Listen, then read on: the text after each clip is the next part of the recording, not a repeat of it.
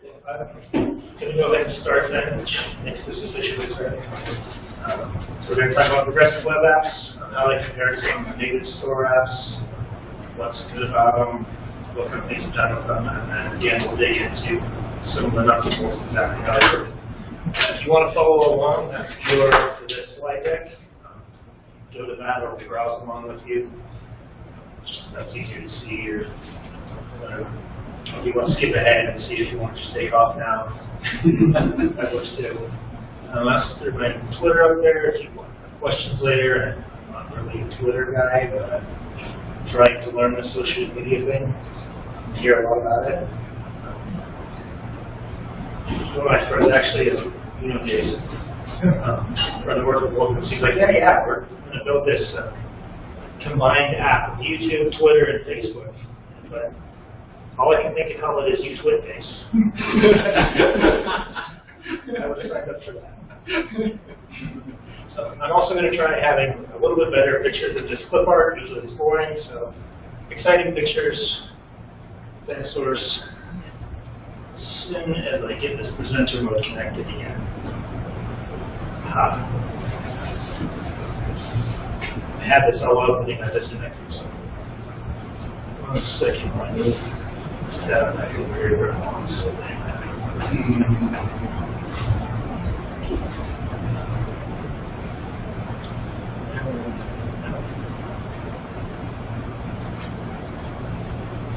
It's less exciting when you see button here.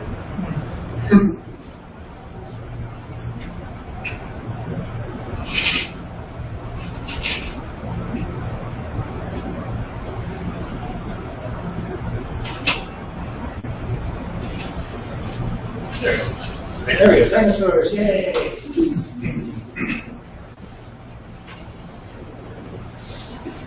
Now it's not updated yet.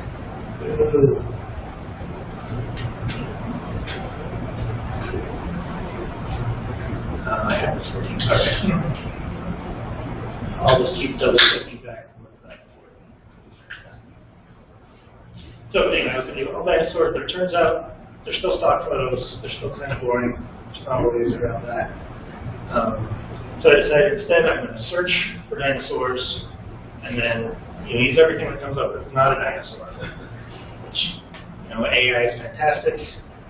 So I try to pick stuff that'll be easy to go back to. If you're like, hey, go back to that section that had this chihuahua generally playing chainsaws or whatever. That exists, unfortunately. That's a ridiculous phrase. I searched for it there. Thank you for that. So we're going to run through what are the benefits and features of the PWA, what browsers are they good on, what exactly can they do, some notable companies that use them, some international companies, and we'll get into some of the technical requirements behind making it into a PWA instead of just say progressive web app at some point from now on, so a PWA. And then at the end we'll get into some technical stuff. So some of the features and benefits of progressive web app. Real quick, they've been around since 2015. They've kind of been around before that, but that's when the term was coined. A gentleman named Alice Russell. I want to say Russell or something because I think he's European, but Russell. So basically it's an app, it's a web app that you can use directly from the operating system. So like when the iOS first launched, the first iPhone was supposed to have HTML5 apps, and then of course they went to the App Store. But that pinned to home screen where you can kind of put it right into the OS. It's kind of the precursor to this. So it's not just that it's pinned, it's that it runs in its own service, in its own window, it shows up the task switcher, things like that. So it's a combination of a lot of stuff that's been coming together for the last few years. But it's still really just a web app. With some extra bells and whistles. So when you wrote that up in 2015, you said, okay, here's some of the things that make a PWA app-like. It should be progressive, you should add features as you detect they're available instead of just failing if the browser doesn't implement whatever feature you want to use. It should have a responsive layout, they don't different screens. It It should be styled like an app. It should always have fresh content. It should be able to sync and still work offline. It should be discoverable. One of the problems people have with native apps is you can't search through them for web crawling and SEO and stuff there. You can find them, but you don't know what's inside them. So it's kind of a way to do goals. They should be engaging, so you should be able to send push notifications, which you can from the web. I didn't know that before I started researching the rest of web apps for the area. You should be able to install them, and you should be able to link to specific areas within the app. So not just open the app to go to this page and this detail, just like you can with push notification. Some of the other benefits that come with that are improved performance and loading because you're offline. You're using less data because you're caching it. I mentioned SEO. They tend to be more reliable because it's working on the device. You're not dependent on the network for everything. They're cross-platform, so the web runs everywhere. Swift and Objective-C run on the iPhone. Java runs on Android, and you can't really mix and match there. So one of the things I really like about these is that it's write once, run everywhere, which a lot of things try to do, but only the web really does that. And then they also help with user retention and push notifications, and they're cheaper to build because it's a web app, not a native thing, and a website, and back end. You don't have to have somebody that knows all those things to get into all the code bases. So real quick, browser support is one way I would ask about. You gotta have to check my notes over here to see that something else is there. No, that's too much. So browser support. We hear a lot about market share. Chrome has the most market share. Edge is catching up. IE, no one wants anymore. We don't spend all that much time talking about platforms of the phone versus desktop web use versus tablet web use. People track that, and I thought everybody just was on the phone all the time. But the actual stats, this is from last month, are that about a third of all web browsing happens on a desktop. Yeah, there's a lot of people on phones, especially in the evening, but during the day, you're at a computer, you're using your desktop. So this is another reason that I like PWAs. It's your app can go onto an operating system, not just onto a phone. You can get it directly onto the desktop. Going back to that graph, if you total all those up over the day, out of the top 10 browsers that this site was tracking worldwide, 36% of all traffic was from a desktop browser. Half of it was from mobile, and then the difference there is all the smaller browsers they didn't put it in their top level results.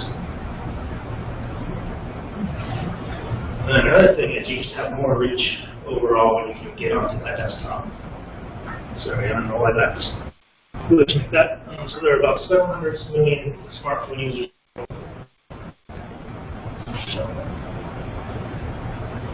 But there are 3.7 billion total web users.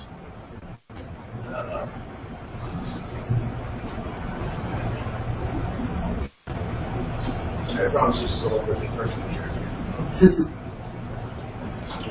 So again, just being able to get onto the desktop really broadens your reach by about 5 times. And then another thing is building it responsively becomes really important because you are hitting so many different devices. If you're building a Windows app, great, that they've got a standard screen size. I was surprised when I looked this up too. The #1 screen size worldwide, 640 by 360. People in third world countries with little phones. I think I had enough brick that had more pixels than that. And then the #2 size, stable desktop monitor. And then it's all over the board. So we get a little spoiled. I've heard the term the Redmond distortion effect, which comes out of Microsoft back in the late 90s. They're like, doesn't everyone have 3 monitors? Why do we need to do that? No, we're spoiled. We've got to realize our users are doing way different things from there. So diving into specific operating systems on iOS, here's a little animation of somebody installing an app. So you see you've got the add to home screen experience here. or it pops up and says, oh, what did you want to name this? It becomes an app. It pops up with the full, full screen view. You don't have the browser address bar anymore. You don't have all the UI for the back buttons and the sharing and everything else. It runs just like an app. It shows up on the desktop. It shows up on the task switcher. It gets its own threading, separate from whatever Safari is doing. Yeah. So that means I have to make your own on the back button? Yeah, so the motion still work, like if you swipe back and stuff, that'll work. But yeah, you don't get the native navigation, so you've got to add your own. Because again, it's just like an app. If you want to navigate, you got to show the navigation. So yeah, you've got to add a few things there. The downsides I found on iOS is you don't get any install events. So the other browsers will tell you, oh, I'm going to prompt the user to install, or they just installed it, and so you can respond to some of those things. You can do that on Safari, but you've got to add some of these meta tags, and it's just a little more work. And then the other thing is it doesn't work in some of the derived browsers. So if you didn't know, everything on iOS is Safari. If you're running Chrome, you're running a wrapper around Safari. For security reasons, that is the only browser, no matter what it is. So this doesn't work in any of those, unfortunately. But eyes are disappointed. Similar thing on Android. You get your install prompt. It says, hey, what do you want to name this? You can add it to the home screen. It then shows up next to all your other apps. You launch it, and it looks like an app. Navigating the task switcher like an app. This one does get the install events. So you get a prompt before you install it, so you can say, oh wait, I'm not quite ready to prompt them for this. You've probably all seen the sites where it's like, get our newsletter, install our app, let's send notifications. No. So this lets you save that event for later, so you're like, okay, I think maybe they're interested now. Now I'm going to pop it up and say, hey, would you like to install this, use it again later? So it's a little more user-friendly that way. And then Google, one level from that. Google has actually started building them directly into the Play Store. So it will automatically add a web APK, which is kind of a wraparound and say, here's all the assets it needs and everything. And it will show up in the Play Store when they go to manage their apps. The Play Store will show up how to install that, things like that. And we'll get into how that's generated a little bit. And then they also are available on the desktop. You can install them, and it will show up as, an app.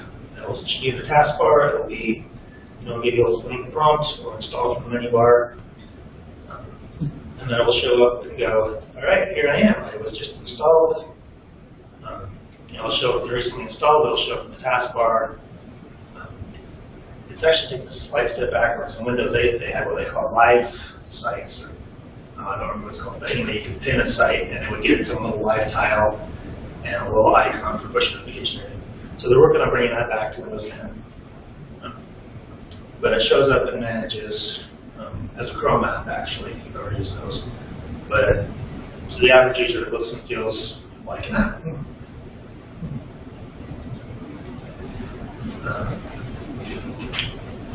So it shows up here, and later on we'll play with this and I'll pull it up and install one. So the only thing I don't like is you don't get to uninstall it the same way. So like you see here, I don't know if this should be, okay. You see this little uninstall button, you're like, click uninstall, doesn't actually uninstall, it pops you over to the control panel, they're like, hey, would you like to uninstall something? Which I feel is a dirty lie. But that's actually how pretty much every app works. I've only seen one or two actually uninstall. The rest of them just open like, oh, here's the list. Go find your app and uninstall it. So that's another one.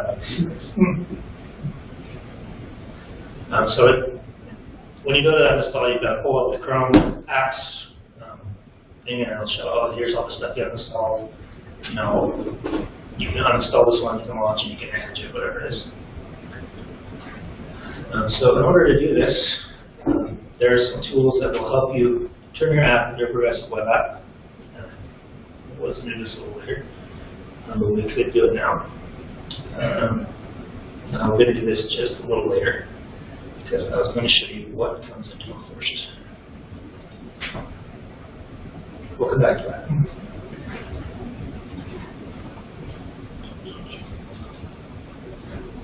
So Microsoft has really jumped on the bandwagon with progressive web apps.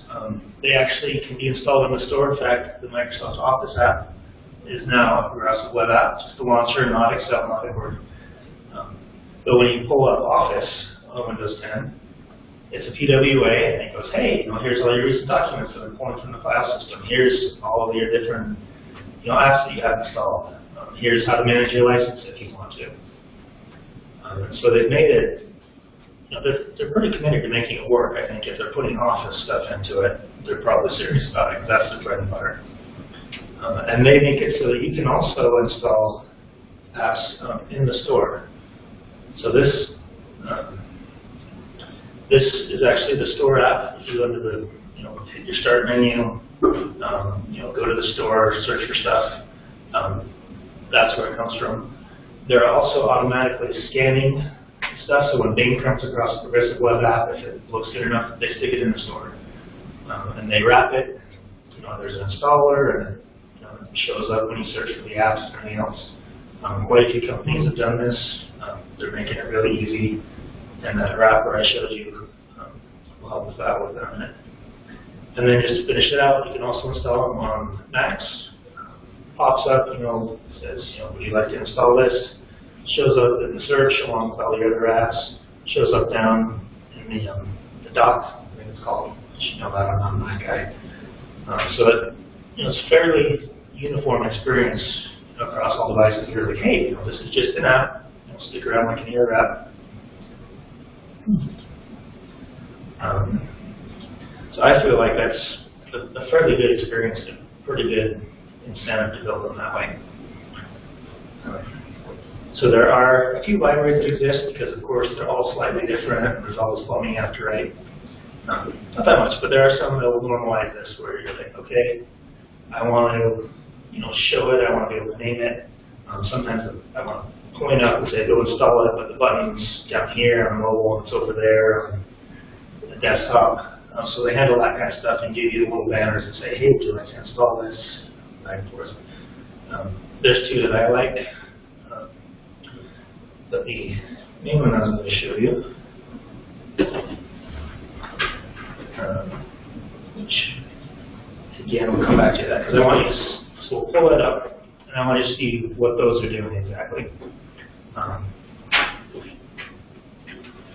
So I'm going to jump ahead now to notable adopters, like who is using these. How many of you had heard of progressive web apps before tonight? A year ago? 3 years ago? 4 years ago? Ish. 2015, I think. Okay. Yeah, you were early. I didn't build or anything back then, but I definitely heard of them. Okay. But I feel like it's kind of like responsive design, where it's a term that describes something, but it's not like well, what's the best thing to build? Responsive web apps. Like, well, you kind of make it responsive by putting all these things together. Right. I feel like a PWA is similar to that.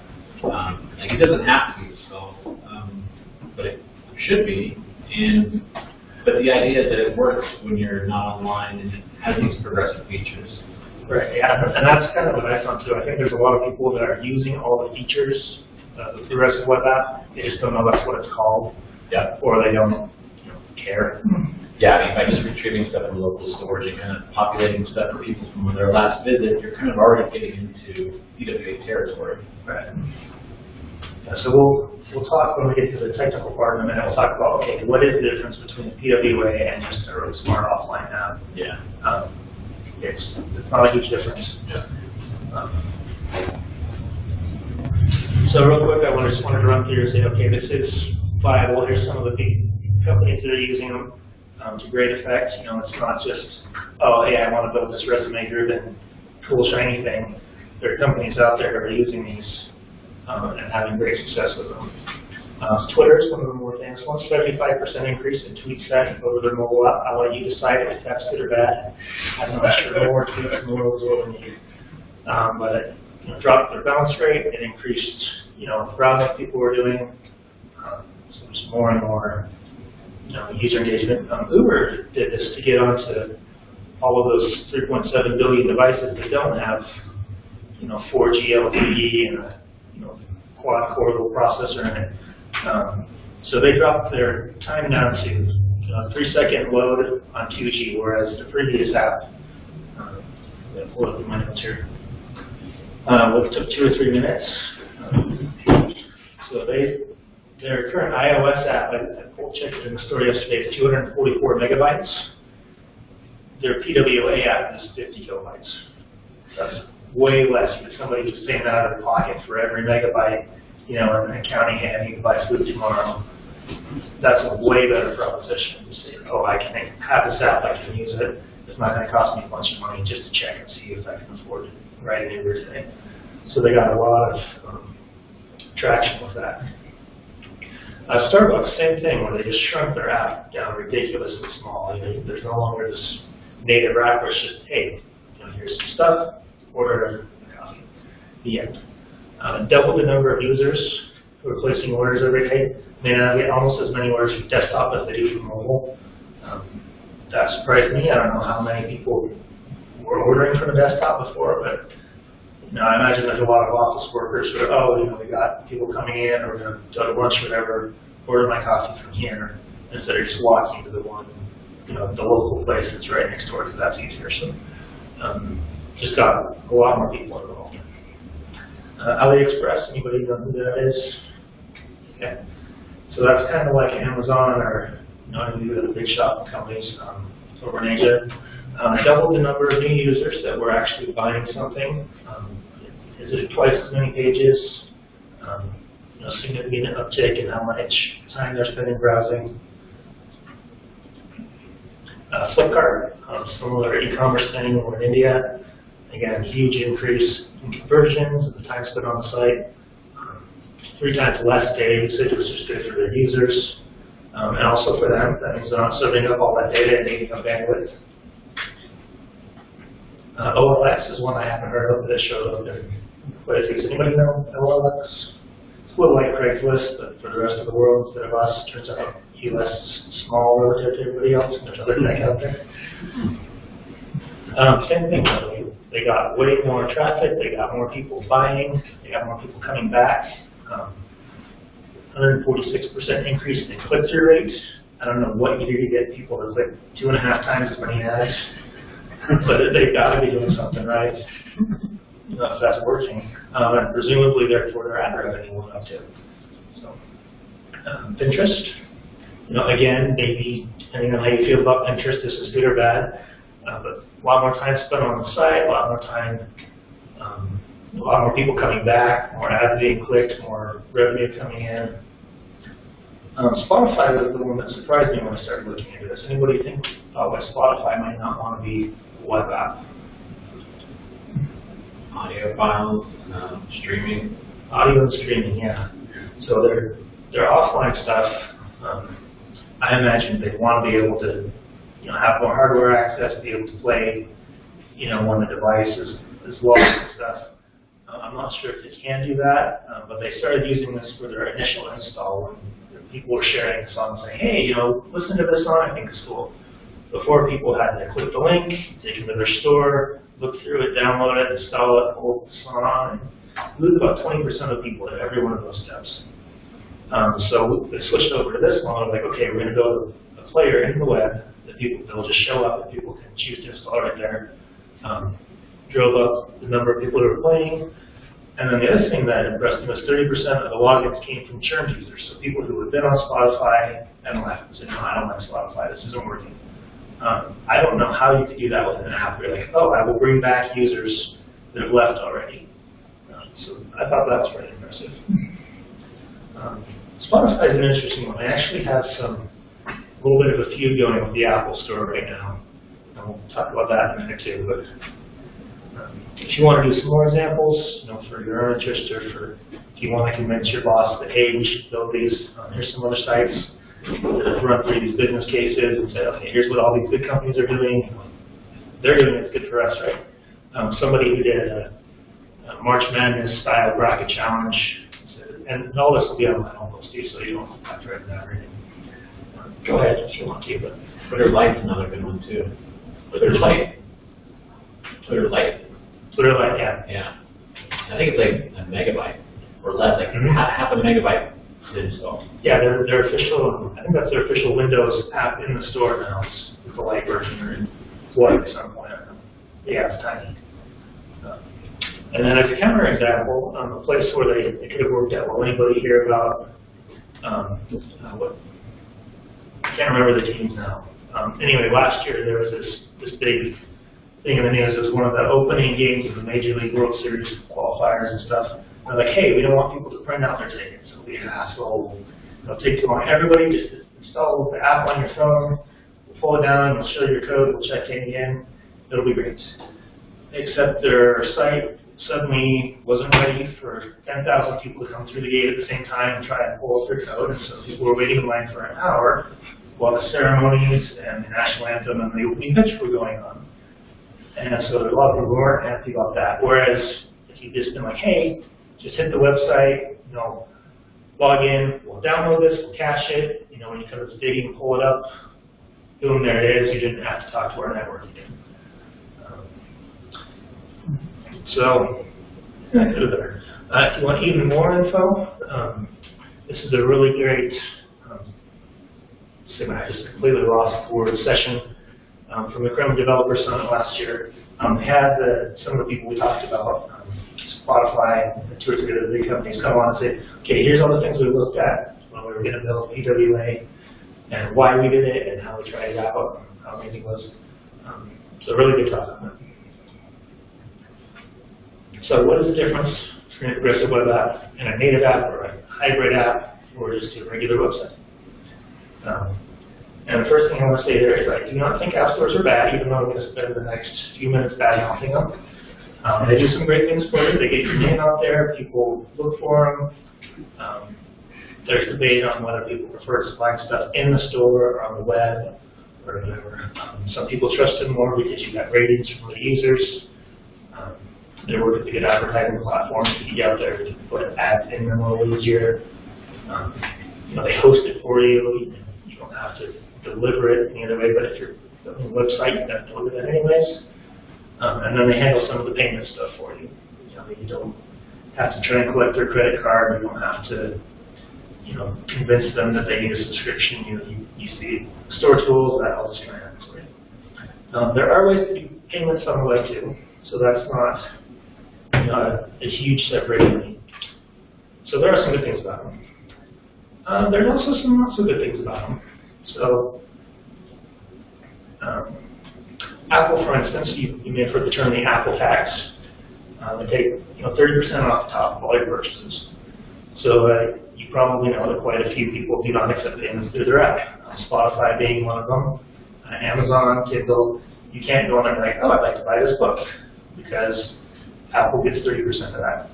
So they go, oh, here's where you can go on our website. And they can't even link to it. They just say, to find more info, it's on our website, go buy it there. So that's a pretty big cut. You get up 30% off the top before you pay your bills or anything else. There's also no approval process. You don't have to wait for Apple to say, yeah, okay, I audited your updates, and that's okay. You hit release, it gets released. You don't have to wait for Apple to be like, no, we decided that we don't like this one. We're going to send you around for 2 weeks again. And then the last bullet there, how many of you have ever done research on install rates? It's a terribly exciting topic. I hadn't either until I started with this up. But I found several reports where people have gone through and done market research. The average number of apps installed by a given user is 0. How many of you would install an app, this week, this month? Okay. Okay. You gonna keep it? Maybe. I'm using it only for my trip, and then I'll get rid of Uber until I have to use it again. So yeah, people pull it up, look at it, try it. They don't always stay installed. So just because you got it in the store, you got to download, doesn't mean that all the time you're set. And then there's also a million different apps in the store. 60% of apps in the Play Store have never even been downloaded. Yeah. I didn't dig through all the research behind that. It looks like a reputable site with good study and stuff. But there's a lot of stuff out there that's just like, yeah, I don't care. oh, I want to play a Flappy Bird game. Oh, which one of these 4 million clones would you like to play? I don't know. And then lastly, so a bunch of people start installing and look at it, and fail. So, yeah, native app is great, but just because you have an app that's in the store doesn't mean it's going to stay around and keep making money. So, I mentioned briefly earlier, Workbox actually can show up in the store. Google Play, they will actually wrap it for you and install it and put it in there. Microsoft gives you some tools to do it, or Bing will actually crawl and say, oh, this looks like a nice PWA, let's add that to our store. Apple does not. Just going to get a little sad trombone sound there. Like, didn't have time. So they do let you install them, but they don't make it friendly for you. They don't show a pop-up. You have to have your own little wrapper that says, hey, you could install me. Click down here. So it's available. You just have to do a little more work for it. Like an airline app would be like a perfect thing to do it, right? Because you never really who keeps the airline apps on their phone? I never do. I always take it off.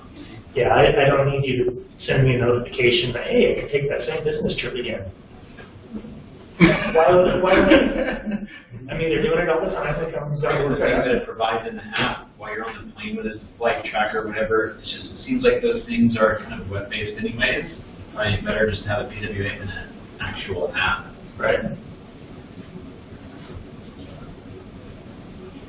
Okay, so what about the difference between PWA and a hybrid app or native apps?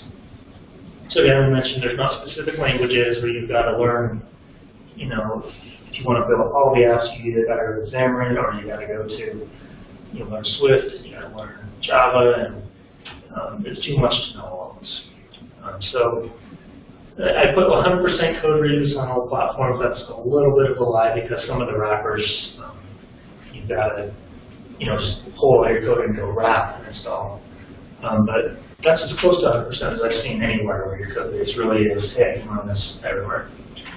You get control over when it's updated, when it's deprecated, where it's placed, where you've got to push the updates, they've got to approve it sometimes, it's got to get pulled down. So it's just less work, even than some of the other cross-platform stuff. Phone app, for instance, and one of their founding public statements, I guess, said, hey, we believe that the web will keep progressing, and someday we're going to be obsolete and we'll go away. It was back in 2012. So we would like all these features, hardware access, many of us, become so common that we're not even needed anymore.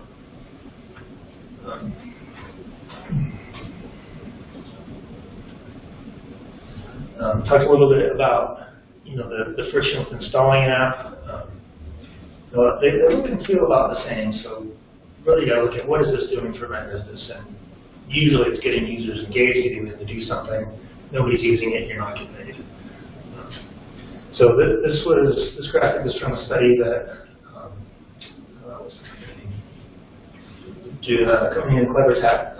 So they said, hey, this is what a typical Facebook ad campaign looks like for us. They're a marketing company that helps other companies get their app or whatever. So, okay, so people click the Facebook ad, knowing the fact that nobody clicks Facebook ad. Well, all the people who did click, they pretty much all got to the store. And then not many of them downloaded them. And then fewer of them actually launched it and registered and started using the app. So from all people who clicked the ad, which is where you start paying money, they only got 30% of them finish the registration process, which is an expensive way to acquire users. I don't know a better way, it costs money, but that's less than amazing to me. Whereas if you have a PWA for your website, they open it and look at it, they've already installed your app. You have to convince them to keep it installed, but they've downloaded the main core of the app, they've looked at it, all they have to do is hit install, save, and it stays there. So you get to skip 2 or 3 of these steps where you're convincing them to, okay, do more work to keep my app around.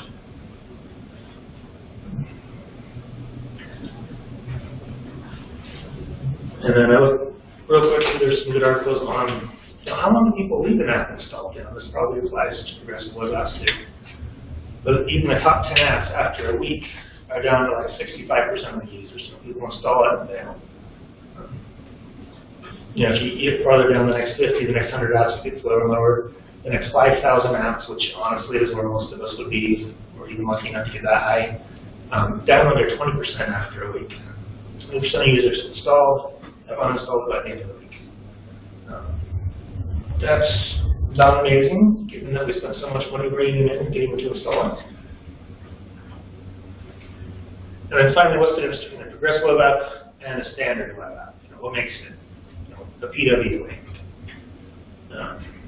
So then, as we already said, and sorry, I can't remember your name. Eric. So Eric said, yeah, that's kind of the same thing. They're using the same features. There's a lot of things that, you know, you're already doing. What makes this a PWA? And I kind of look at that and go, you know, I think I'm just going to stick with websites for the most part. I was starting to get into Xamarin stuff, and I'm like, I'm already going to have to build a website for anything I do. You know, why build it twice? So that's when I started digging into this and being like, okay, what is a progressive web app and what does it do for me? So as I mentioned, it's been around a few years. Some of the features, you know, offline mode, push notifications, things you can do with it. Pretty steady interest. Progressive web apps are climbing. This is still not, you know, huge graphics. It's not like React where everybody's like, oh, that's a buzzword, you know, that'll do thousands of results, whatever. But pretty steady and growing interest over the last few years. All right, so what can progressive web apps do? Now that we've learned about how amazing they are, what does it do that maybe a native app can do that a regular website can do? So we have the list we had from the beginning. You know, it should be mobile friendly. You should be able to install it. You should be able to send push notifications. You should have some access to things. And, you know, of course, these are cherry-picked slightly, but you'll notice progressive web app is the only one that checks all of those boxes.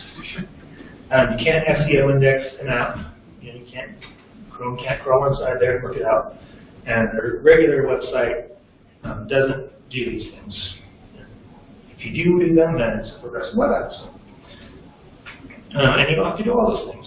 But we'll look at exactly what needs to be doing. So I found this an app or a website that conveniently tells us what web can do today. Right all there in the URL. That's what you need to do. You can also check places like, can I use them? That's what this site uses behind the scenes. So it says, okay, I'll kind of group these features together, tell you what they are, I'll show you how to use them, what they do, and then I can get you a little check right in the browser that says, hey, do you have this feature? So that's where this is all coming from. So the web, and I ran this on my local Chrome, you know, so it varied a little bit if you're on Safari. There's 2 or 3 things that it doesn't do, but for the most part, these are pretty good example of what it can do. So, we'll start with the simple stuff. You can do all the input you want. You can click, you can tap, you can speak to it, you can record. Audio video capture, which is something that we couldn't really do even a few years ago. You know, you kind of could. But Safari now has access for the some of the recording API tasks that you need to actually just record native video and audio and play it right back. Real-time communication, how many of you have heard anything about that? There you go. So that, at least in theory, lets you talk directly to other devices, so the server hooks you up and then you can start sending stuff directly to each other without the server. I would love to start experimenting with that. I imagine it's got to help your performance on chat apps or anything where the server just becomes this intermediate while you just send the traffic peer to peer. So you can do some of that stuff. Some advanced output options, so we're starting to fall off a little bit here versus what a desktop or a native one can do. There is a spec called VR. I can't remember exactly what it's called. There's virtual reality API that they're working on. Although you can actually do quite a bit of that with Canvas. HTML. You can capture video, you can overlay things on it. It's just not built in. You can go full screen. You can actually present to a second screen. Quite a few things from the web. You can see which way the device is rotated. Responsive design stuff. You can respond to quite a bit of the hardware. So you can get the location. There was a geofencing spec that's not really taking off, but you can get alerts when somebody crosses the boundary. You get that in the background. You can get motion and orientation. So when they hold the device up and point it around, you can respond to that and get the angle and position. You can't do proximity sensors, so like near field communication, you can't do that yet. You can do it indirectly. You can talk to Bluetooth. You can talk to USB. And again, this is probably one that I'm betting Safari will do. Safari is like the new IE, where it's like, oh come on, just build it already. Just make it work. 30%. Yeah, we're getting there. Anybody use Edge? Know about Edge? It's switching over to the Chromium engine. Yeah. So it's now just Chrome with Edge on top. Which there's a whole other discussion there about Microsoft in the 90s and monopolies and everything. Anyway, so browsers are progressing more and more and push Safari to catch up. So you can do some things like checking the device status. You can see, hey, am I online? Am I offline? How fast is my network right now? And then you can adjust your app to be like, okay, maybe we get the small version of that. Maybe we only load 5 rows instead of 1,000. You can make the device vibrate, play, how to do a little Mario tap or whatever it is. And you can find out if the battery is low, so you can respond to that. And be like, oh, well, I'm going to dial back on my processing. And you can see how much memory you've got. You can reach into the operating system and access some stuff. You can get file access. It's got to be approved. It's not as fully featured as a desktop app would be. But you can reach in there. You can store stuff offline. You can have them feed you files. You can find out how much storage you've got left. The only things you can't do that you can do on a phone in this list are access the contacts and send text messages. There's some other ways to send text messages too. You can send it back to your service and then have a twirly to push it out or whatever. And then on contacts, Chrome's actually working pretty hard on that one right now. They've got some stuff, I think it's in Canary already. You can be like, hey, I would like to pull up a contacting column. And it will show you, okay, open up the contact thing, show me, what are you asking for? Their phone, their email address, and it will show them, here's exactly what information you're getting. So you can pull that straight out. So I think that will be pretty useful. And then the last one is other data behaviors like, hey, there's something that's happened that you weren't looking at the app for. Would you like to come back and check it out? So you can send local notifications. You can send push messages. You can tell if you are in the foreground or not. If you've been pushed to the back, maybe you want to pause whatever you're doing. So a lot of this stuff used to be native only. And now you're getting to where you can do almost all of it. You can work offline, you can sync things in the background. And this is where we start getting into, okay, how does it do that? You can take payments, as I mentioned. You can store credentials. So if they've got a password manager or a key vault on Apple or whatever it's called, you can go, hey, give me the credentials for this thing, log me in again. So if we can do all of that stuff, what makes the rest of the web app different from just a web app? So what dark sorcery must I invoke to be able to do this? Turns out it's pretty easy. There's not really that much involved. So these are the 4 things that you have to do to make it the way. Alex Russell, the guy that wrote the original thing up, a lot of people are like, okay, well, what is this? Is that? And there's a lot of interest in it. So he wrote up a list and said, okay, these are the 4 things that has to happen for it to be a progressive web app. First is it has to be secure. A lot of these services will only operate in a secure context. So your entire app has to be served over HTTPS. You got to have an icon, although I don't think you're actually required to, but most of them said it should have an icon. If you're going to install it, it should be something for you to look at. There should be a web manifest which tells you what is in this app, and then you should be able to load while you're offline, which is done with service workers. So that's pretty much it. You probably already have a certificate, you probably already have a logo, so there's really only 2 things you have to add to make it a progressive web app.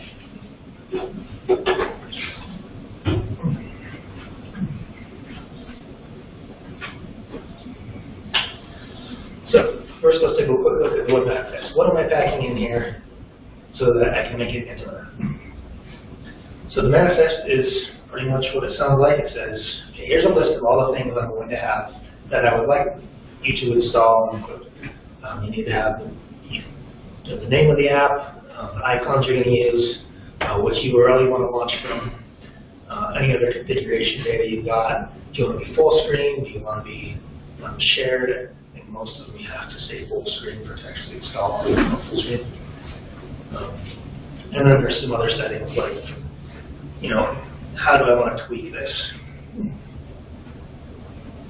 So to add that, it's just a JSON file. You just drop a link to it into your head there and you go, hey, here's my manifest, and you're done. There is a little bit of a quirk in that when I request it, it does not send the credentials along, don't get a session or whatever. So you need to make sure that's either authenticated, you don't have to authenticate it, or you just add this type that says cross origin, please send me the credentials. I don't know why they would do that.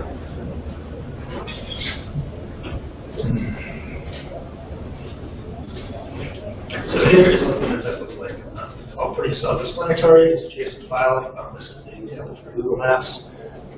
You can see it's got multiple icons in there, so the device can select the side it likes and tell where it starts. Those are pretty much all the ones you have to include.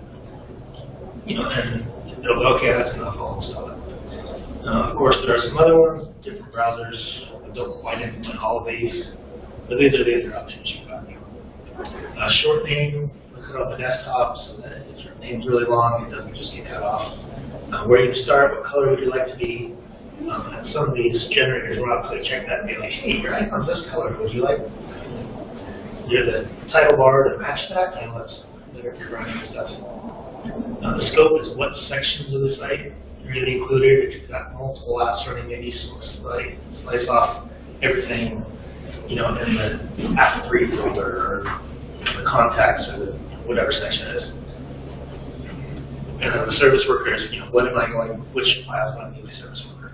We'll talk about those in a minute. Then there's also a few things like that put you into those little store wrappers. You can tell, like, okay, here's the description, here's the icons, here's the screenshots I want to use. What category should it show up under? And then the IARC rating ID is an official plug that says, okay, this is a GT app, this is a 17 app, basically what I'm going to use. And then you can also tweak some settings around, hey, I'd like to be able to kind of open other native applications directly, like Maps or whatever else, or if you've got some kind of sister app that does everything is the lightweight version. You can have some control over what their links, open those or just go to the website.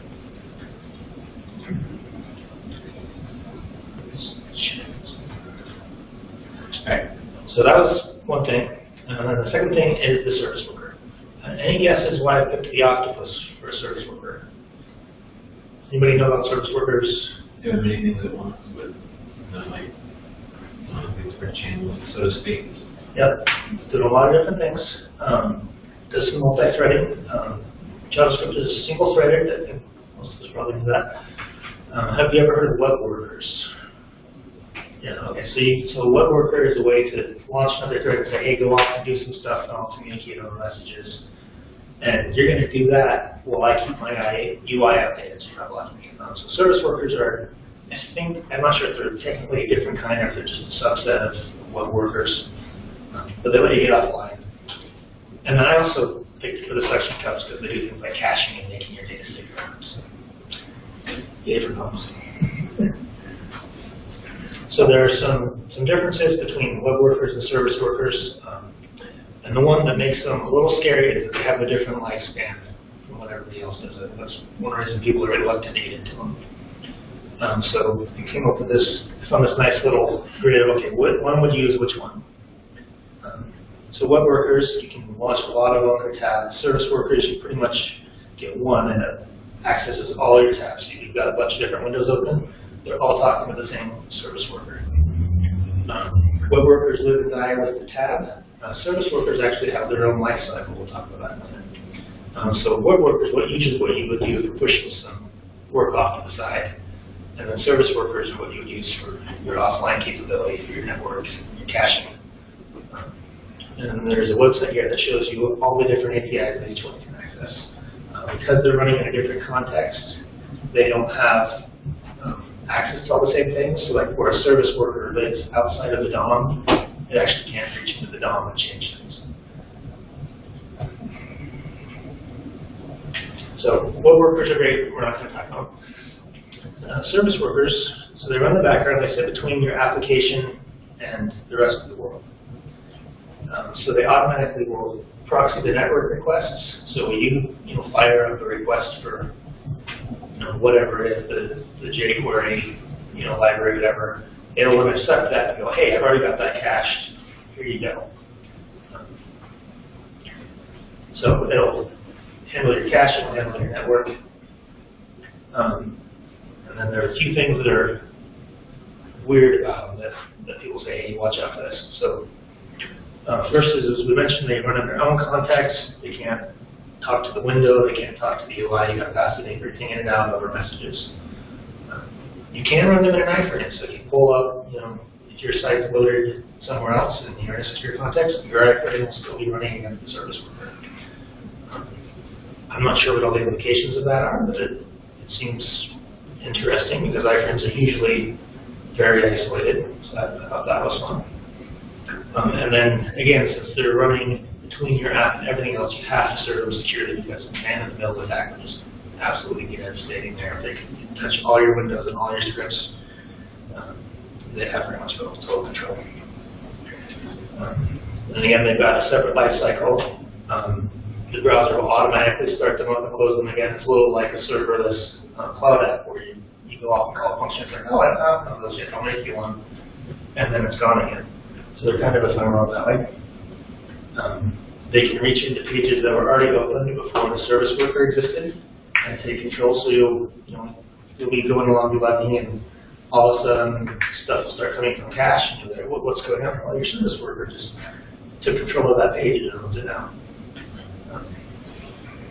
So you can span lots of different service workers as well.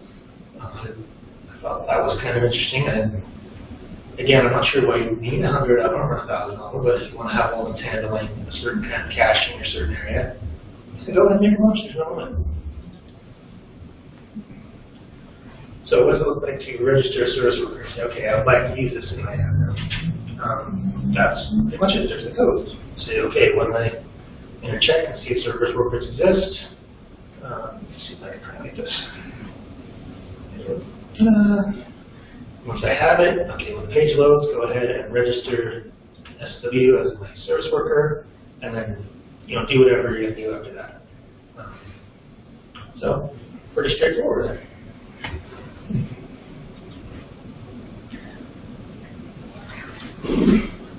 Okay, so what is the life cycle of the service worker? I told you it doesn't work the same as the page. It exists when the page is dead. It starts sometimes when the page is there. It sometimes ceases to exist where the page is operating.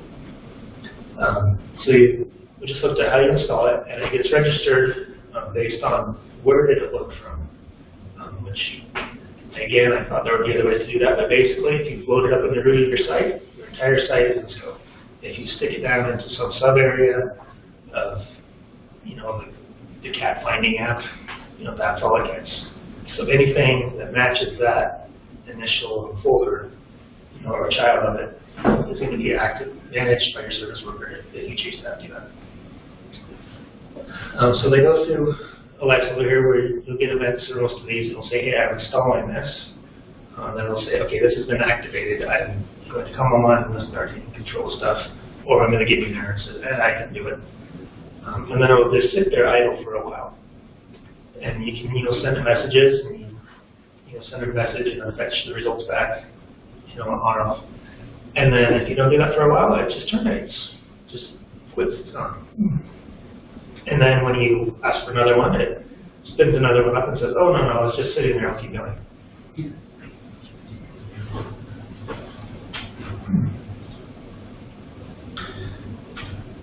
So as you're using them, you've got to be pretty heavily event-driven. It's always synchronous.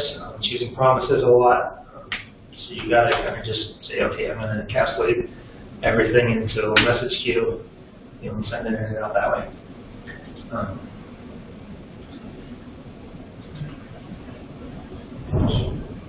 And I mentioned that it doesn't have access to all the exact same things that you would normally in the scope of your app.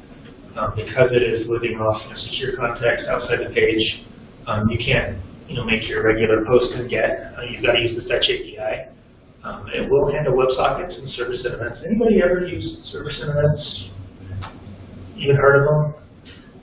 The only reason I've ever heard of them is because I was looking through the documentation for SignalR, which is mostly WebSockets library. It'll fall back to one point server sent that. So what is that? So you need them, there they are. You also can't get into local and session storage. I'm not quite sure what the reasons are for that. Session makes sense. If your page dies and your session is over, then what exactly is your service worker going to be doing there? But you have the cache API and IndexedDB. And there are a lot of libraries around working with those. So you don't have to learn the whole nitty-gritty nested thing. You can pull up a wrapper and say, store that value, give you that value. Anybody heard of WebSQL either? That's another one that I wasn't familiar with. Heard of it, never used it. It's where I am with a lot of this stuff. That's the thing. I need it. And then there are several other things that I saw mentioned that you could use it for. So it's mostly about caching and about navigation. But here's some other things you could do with them. I'm just thinking in the background, you can just periodically be like, hey, every 10 minutes go get this data. It'll handle requests off to other origins. Somebody suggested, oh, you could use it to build and compile all your script files when you're developing, the browser and Node or whatever else. I don't know quite what you do with that. But then, unless we're prefetching everything, you say, oh, I'm going to go offline, go get me all the stuff I want to do. Or if you're scrolling through a list, for lazy loading, that's one way you could say, if you go off and get all this stuff, and you need to cache it.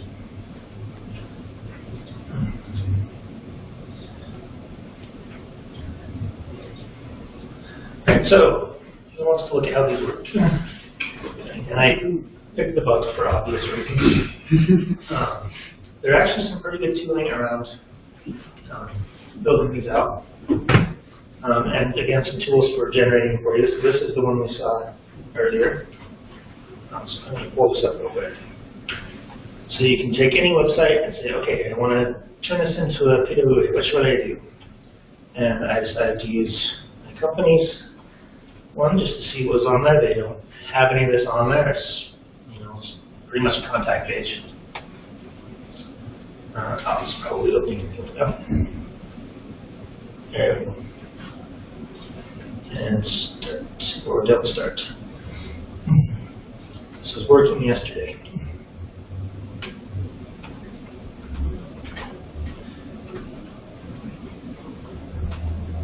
Oh, come on.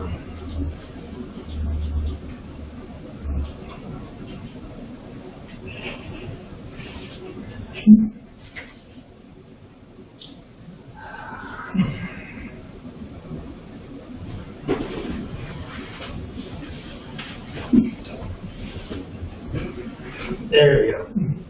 All right, so you just give the URL to point at, and it goes off and says, okay, what are you, where are you at? What are you ready to do? We don't have a manifest, so we don't have any of the icons or, where to start. We don't have a service worker. It's not a bit everything. We are secure. We've got the HTTPS going on, so that's great. And then it gives you some things. Oh, maybe you would want to do these things. What other? Here's a little code block. How to use the geolocation. Great. Here's exactly how to do that. So we've got a few of those examples.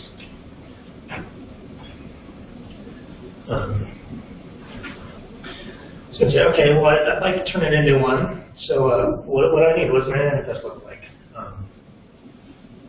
So you can go in and say, okay, here's the name I want. If that is too big to fit on the screen, it's a short one to use. Suck the description out of the text. here's where I'm going to start at. If we're running locally, it already knows that. You can, just start with the root, whatever you want to do. And then you see it's putting it all into this manifest file over here. Hey, I like all these icons, which should be your company logo and apparently having some network stuff. But I'm not going to want the 32 by 32 one. That's just too small to use as an icon for most things. So I want this one, this one, this one. I can upload some. And then what other settings do you want to do? I want to launch standalone mode. I'm only going to support this particular combination. I'd like it to be in this language. I want to pick some color that matches my logo. Whatever it is.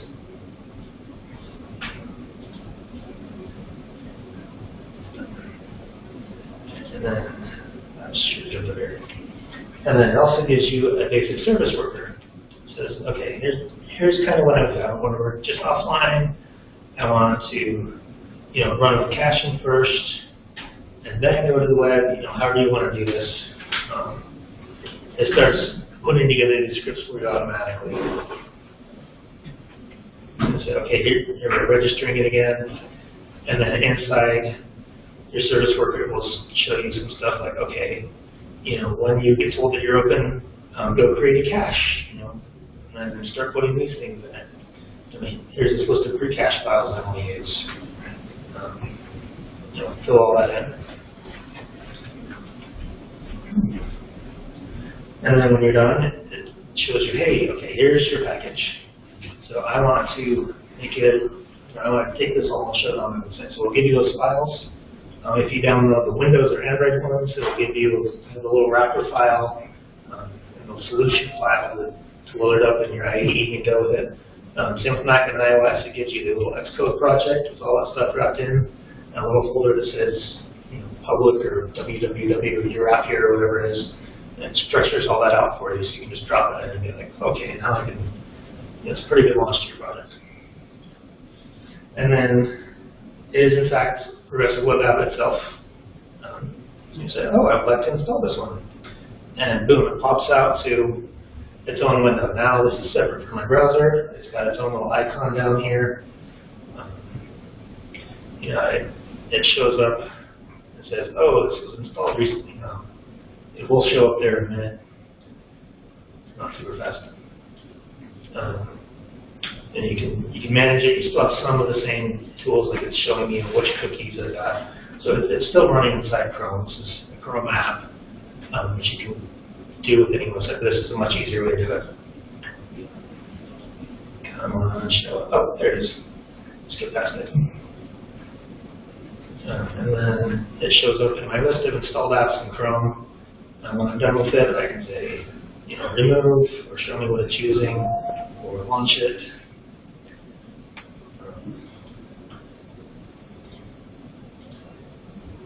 Or I can uninstall it from here and say, yeah, no, I don't want it anymore. Go ahead and take it away.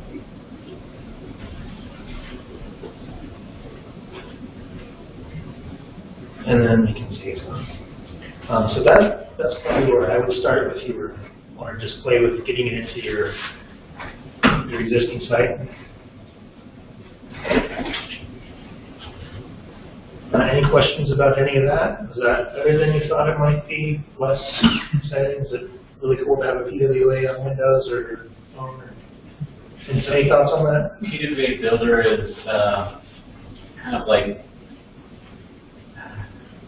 I guess it's a Microsoft offering that helps you to build a PWA kind of online, and it's already got HTTPS there working for you, so or it checks your site to make sure you. How exactly does that work? You're building it on PWA Builder? I've never seen PWA Builder before, so I'm just kind of wondering what's the difference between creating one here versus like building it from scratch yourself? This is just a generator, so it'll look at what you've already got and go, okay, I know you're. I can pull in some information from your existing site. I can build an manifest out for you. I can build a service worker for you. I see. So it gives you, here's what you need to add to it. Yeah. So yeah, that first box I can nice. pull it up again. Okay, so it's not as evil as I thought it was. Okay. Yeah, it is Microsoft. It's not always. No, I was wondering, I thought that you were actually building it there from scratch, but I see it's taking your existing web address. It's like I just entered mine doesn't have HTTPS, so it says I can't do anything. I don't know. Okay. I see. So yeah, so it gives you these options. You can install those files, or it will also wrap natively if you're like, okay, but I actually want to put this on Windows. I can run it. One thing I forgot to mention is, I don't know how many of you guys are Microsoft people. I should be on a Mac with million stickers, but I'm not a Microsoft guy. So, when you do it in Windows, when you get this, you get an AppX package, which is on the Universal Windows platform, so you can install it anywhere that Windows products can do the web. So that includes Xbox, that includes HoloLens. You can get into everywhere. I don't know if it goes on Windows Phone. I wouldn't worry about it that much. Someone's got one somewhere.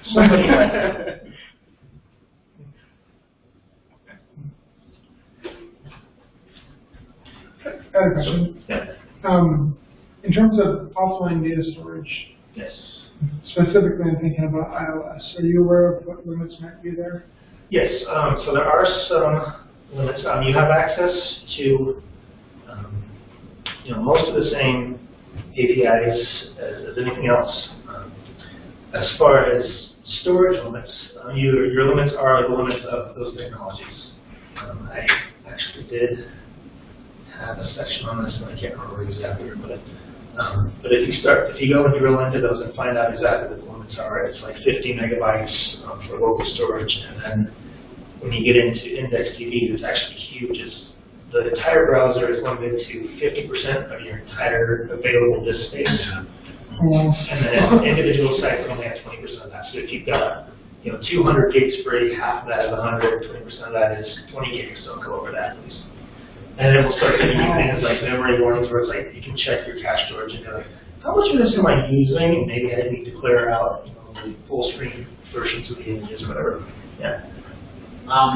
So I mean, it feels like when you're trying to make the distinction between a web app and a progressive web app, it's almost kind of weird to compare them to each other, because most of the things that a progressive web app can do can be done on the web. But the difference is that in my progressive web app, I'm orchestrating all these things and all these different APIs and things that give me access to native, but I'm doing it in a manner that allows it to also run offline. So that then creates this, that's kind of what makes it different. But in reality, these are all web technology, or most of them are kind of centered around web technology, it seems like. Yep. Yeah, like I said earlier, it's a web app. And again, so this goes to the four things, HTTP, an icon, a manifest, so that you can install it. If you want to install it, you don't have to. That it's not a PWA, but if you don't care about the title, then no deal. And then service worker, loading offline is the big difference. That's where you really get into the next PWA level, is figuring out how to work with service workers and how to cache. Yeah, so that's explicitly what they're for, is proxying network requests and caching them, and caching whatever else you want. That is their job, is those two things. So I thought WebSQL was what you used to query IndexedDB. Is that wrong? So yeah, it's an in-browser version of SQLite. I'm not exactly sure how popular that is. WebSQL is deprecated because standards are really important, and turning WebSQL to a proper standard would have been prohibitively difficult. As existing implementations of WebSQL are basically wrappers around SQLite. Any attempt to define a standard of it was basically do what SQLite is.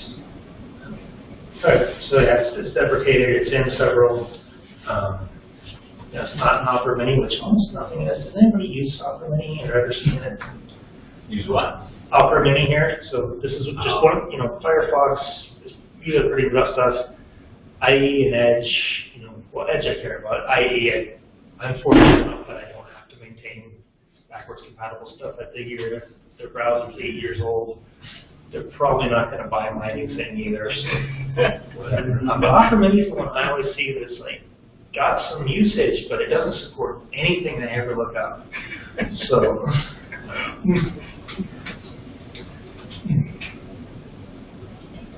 how does this compare to building Electron apps? Like, when would you go like Electron over this? Because this seems to do everything that you would want in like Electron. yeah, it does. So, yeah, there's probably a few better performance things because Electron has more access to some of that native stuff because it is, you know, a native app. Does everybody know what Electron is?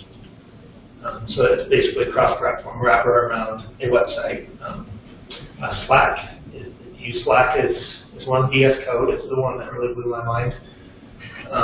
That's web technology. VS Code is a website, and it's a full-blown IDE, and it does everything. And every now and then I remember that, look at everything it did with it, and go, shouldn't this be lagging or crashing or something? When VS Code first came out, you could inspect the elements in the UI and see how they put everything together. They turned that off, I think, after a few versions.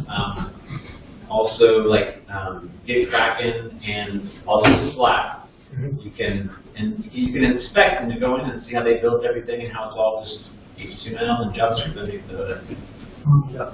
So yeah, they're similar thing with the same idea where you're like, okay, I know web tech works well everywhere because everything knows about the internet.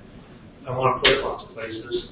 I think I would start coming down to more of a business decision of which path do I want people to go through to find it, install exactly which platforms. Do I need direct file access, and do I need more RAM and storage than I can do, stuff like that. But as far as just getting a basic app out there, yeah, either one works. I haven't done any Electron stuff I'd like to, but you know, I don't know what it does that the regular web does not. Other than VS Code, I could not do that on the website. So. Also, some Electron apps kind of require being online. These don't work well offline, depending on what they are. So yeah, that PWA is better. Go ahead. When you say PWA is required to have offline access, and it does that using the service worker, what is required? Are there certain features that are required? Within the service worker, you mean? Yeah. Well, let's look at that. So just real quick, I put in the description that we were going to dive into Workbox, which is a tool for handling all of your caching and your offline stuff. And it'll handle a lot of these different things that are really kind of hard to get your head around. Some of you have heard that there's two hard things in programming. Do you guys know that? Naming things. Naming things and caching, and off by one. Caching is hard, it turns out. So the Chrome team, Google, whichever cell of Google is in, has been building out tools for this for several years. Okay, how do I make this simple to use? It handles pre-caching and stuff. It handles caching during your requests, routing. You can even throw in Google Analytics offline. The background syncing. So it has some other projects that are going to do that stuff. And then we'll come back to your question in just a second about what exactly do we have to do to get offline. And the short version is, if you just want to show a page that says you're offline right now, that check the box, you're offline. If you don't want to be offline, fine, you're not a PWA, but you do all the other features you care about, so who cares? But to actually start caching and using it, we're going to run through that right after this. So Workbox handles some of the caching for you. You may or may not have noticed this website come up 3 or 4 times in the different ones I've had. This is a guy who's champions PWAs. He does consulting to put them up. And again, he'll be there. His name's Chris Love, so Love to come. So I read an article he had about why caching is tricky and why it's important, and he said he's got 24 different strategies that he picks from, depending on what his clients need. I have no idea what the difference between each of those 24 is. I don't want to know. Workbox picked 5. Those all look like they make sense to me. No, I just want to work out of the cache. I want to check the cache and I go update it if it's not there. I want to pull from the cache, but at the same time, I want to go off the network and say, okay, I want to show this, but go check and see if there's something new and no update. I only want to work on the network. I'm not sure why you would choose that, other than handling all of your stuff in one spot. If you're doing that. And then the other way around, so you network first and then only show cache if you have it. So that maybe you're showing stock data and you don't want to show it from an hour ago. You need to show it from right now. Unless you really can't get there, and then you go, sorry, I'm offline, but here's what it was an hour ago. Whatever it is. All right, so let's turn something into a PWA. So we're going to run through real quick. This is actually a tutorial from the Google developer site. I've started building land mapping and what features I want to interact across this, and I did everything I wanted to do. So I'm not going to reinvent the wheel. We're going to pull it up. We're going to turn it into a cache map. It's using something called glitch.com, which is an online ID. Anybody used Glitch before? Yes, I haven't heard of it, so I like it. And then it's using Dark Sky, which is a web API.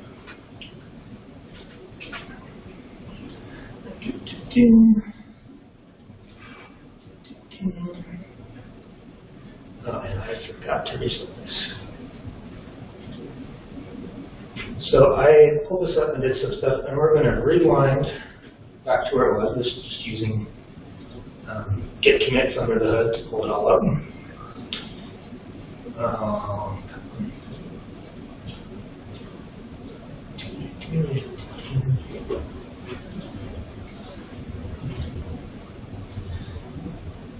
Okay, so just real quick. So this is just a nice little weather app that they found, or that they built. Where it's this. I didn't want to do like a task list, add checkbox, increment counter. I wanted it to actually be something to look at. So this goes off to the Dark Sky API and says, okay, what's the weather in France right now? How the other ones will say, okay, give me San Francisco, give me Tokyo. Foggy, there is a shock. Foggy in San Francisco. So right now, if I turn it off,